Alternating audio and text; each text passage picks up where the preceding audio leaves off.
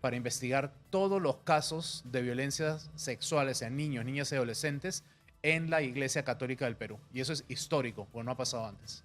Ahora, muchas gracias, María Pía. Es que es totalmente contraproducente, ¿no es cierto? Yo no sé si la presidenta se da cuenta, pero cuando ella habla de una realidad que solo está en su cabeza o en en la burbuja esta de consultores que tiene, si es que merecen el nombre, irrita pues a la gente, porque no le puedes decir a la gente que es de día cuando es de noche, pues. En fin. Está en nuestros estudios, como ya dijimos, José Enrique Escardó. Él fue el primer denunciante de abusos en el sodalicio de Vida Cristiana, que ha sido hace pocos días disuelto por decisión del Papa Francisco, luego de un largo proceso. Pero ha ocurrido esta semana que pasó algo muy importante es el comité, ¿no es cierto?, de las Naciones Unidas para la Protección de la Infancia y la Adolescencia, donde tú has estado presente y donde se ha tomado una decisión para dar una recomendación con respecto a la formación de una comisión de la verdad sobre abusos sexuales en el contexto de la Iglesia Católica en el Perú. ¿Por qué no nos explicas? Y bienvenido ante todo. ¿Qué tal? Gracias por la invitación. Ahora sí, presencial como debió ser hace rato. Sí. Bueno, sí, yo estuve en Ginebra antes de ir al Vaticano el 20-21 de enero. Ahí fueron las sesiones sobre Perú, porque todos los meses hay sesiones sobre diferentes países. Entonces tocó Perú y en el Comité de los Derechos del Niño de la ONU. Entonces ahí lo que hice fue, obviamente, enviar antes un informe, ¿no?, sobre el caso sodalicio y lo más importante, la negligencia del Estado, en ese caso, porque es ahí donde entra la ONU, ¿no? Claro. El Vaticano entra en la parte de la Iglesia y la ONU entra en la parte de la presión internacional o lo que hace la comunidad internacional con respecto al Estado. Entonces, estando ahí, había una delegación del Perú con la ministra de la Mujer de ese entonces, Teresa Muñoz a la cabeza, y le preguntaron, logré que le preguntaran, insistí, ¿no?, para que le preguntaran sobre el caso sodalicio directamente, ¿no? Y ella no respondió nada en ese momento.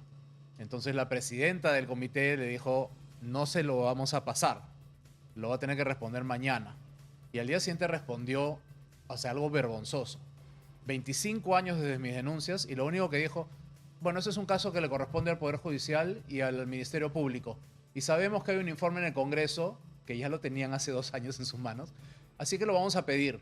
Y eso fue lo único que dijo. Pero eso sirvió para que entrara el caso sodalicio y los abusos de la Iglesia Católica a lo largo de la historia del Perú en el informe que envía este comité con sugerencias, recomendaciones, ¿no?, urgencias al Estado peruano.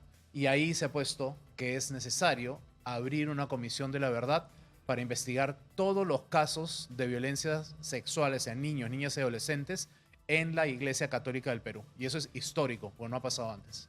Ahora, eso supone, primero, abrir un espacio donde las víctimas tengan la posibilidad de contar sus historias. En algunos casos va a haber una responsabilidad penal porque han ocurrido o sea, todavía no se ha dado la prescripción. Hay otros casos en que ya prescribió, o sea, lo que vas a saber es la verdad y eso seguramente va a ser sanador para las víctimas. Pero entiendo que el informe habla también de reparaciones.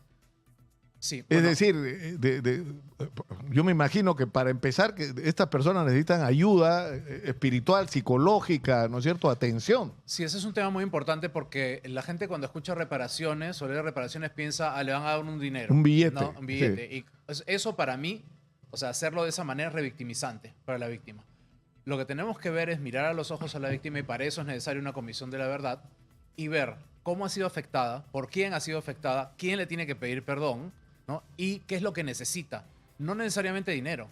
Puede ser una carrera, porque tal vez estuvo 20, 30 años en una comunidad religiosa donde estuvo esclavizado, sin AFP, sin estudios, sin tener un currículum, nada, ¿no?, y sale al mundo y no sabe qué hacer.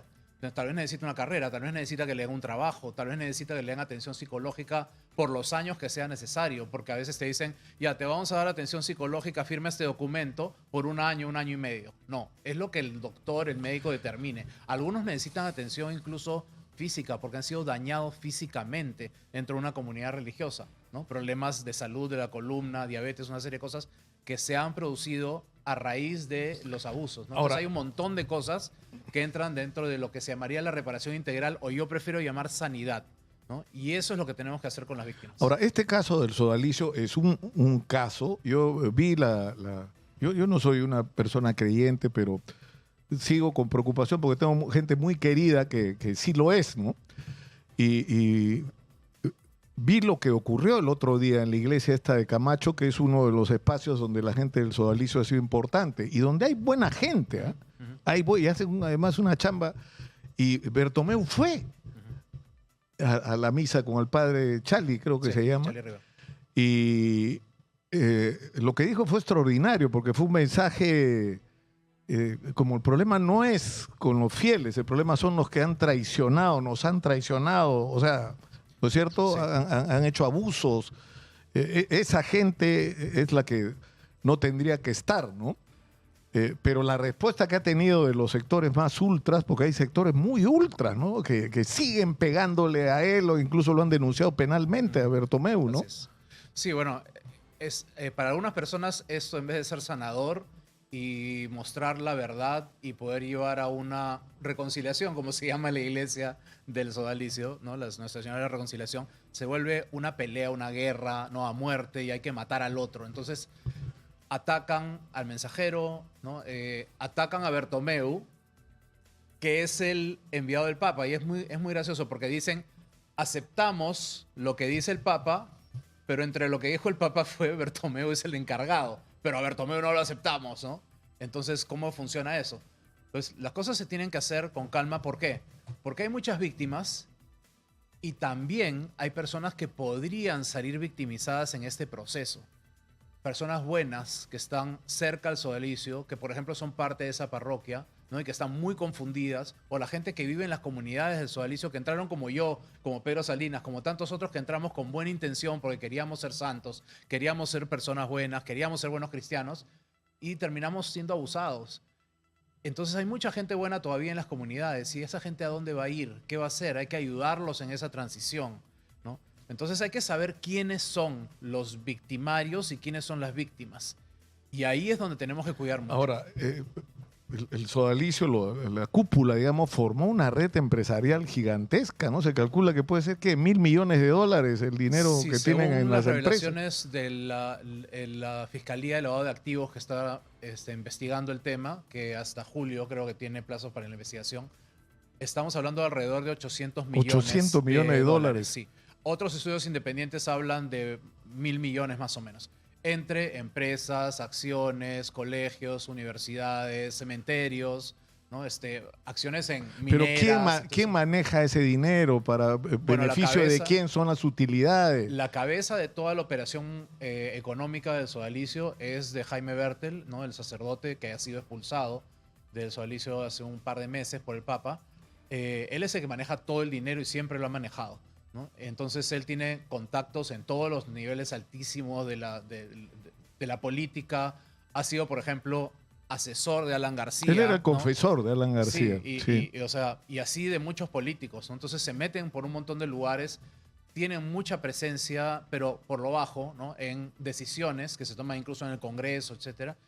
Y es la mejor manera, pues, meterse por lo bajo, que no se note, claro, ¿no? porque, Para poder claro, hacer lo que ellos quieren. Claro, pero en lo que deberíamos estar es, se los está diciendo el Papa, ¿no es cierto? Que es la máxima autoridad de la Iglesia. Es decir, no hemos escuchado a las víctimas, ya llegó el momento de escucharlas, de sanar, de perdonar, pero también de separar a los que han aprovechado el espacio de la Iglesia Católica para ser unos depredadores, ¿no es cierto? Exacto. Aprovechar ese privilegio de la relación que te da el contexto de la Iglesia, ¿no? Por estar cercano a jóvenes, a niños, ¿no?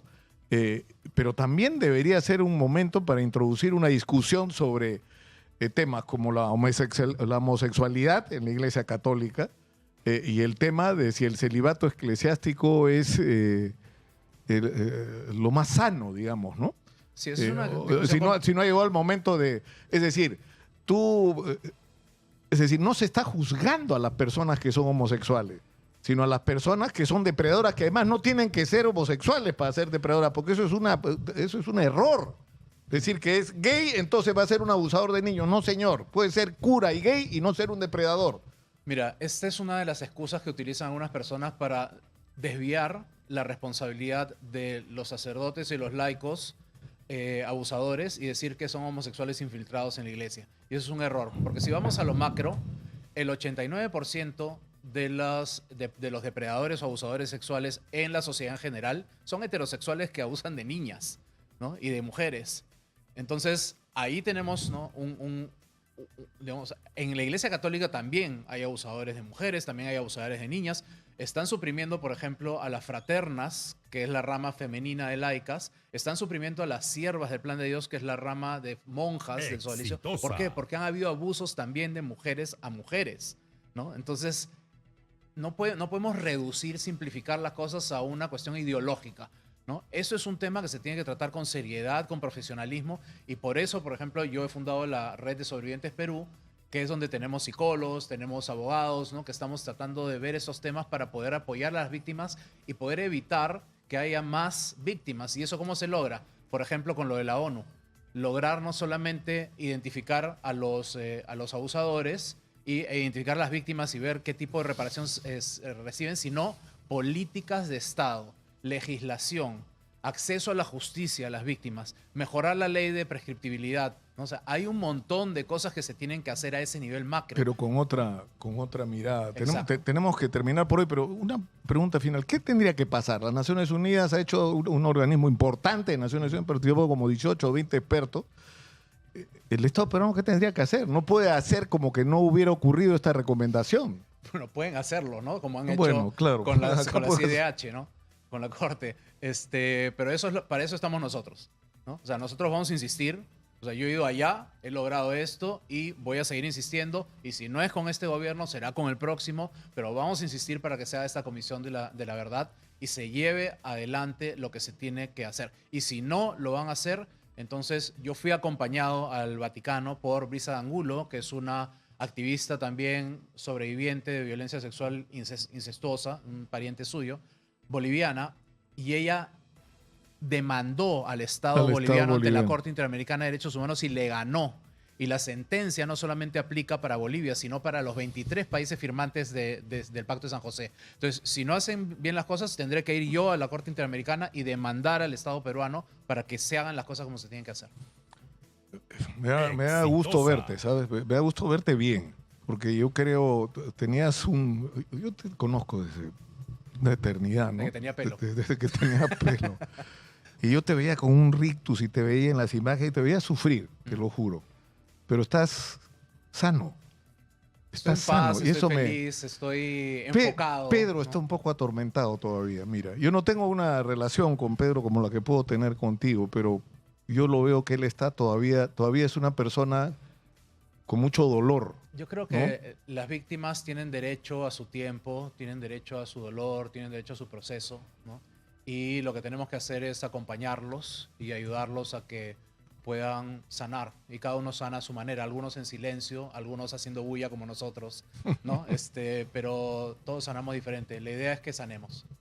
Muchas gracias por estar acá Gracias y sinceramente por lo que estás haciendo. Y ojalá que la gente buena, que ha sido parte de los espacios del Sodalicio, que son la inmensa mayoría, que son buenas personas, que viven su fe, que tratan de ayudar a los otros, entiendan que una de las cosas que hay que hacer es escuchar a gente como tú.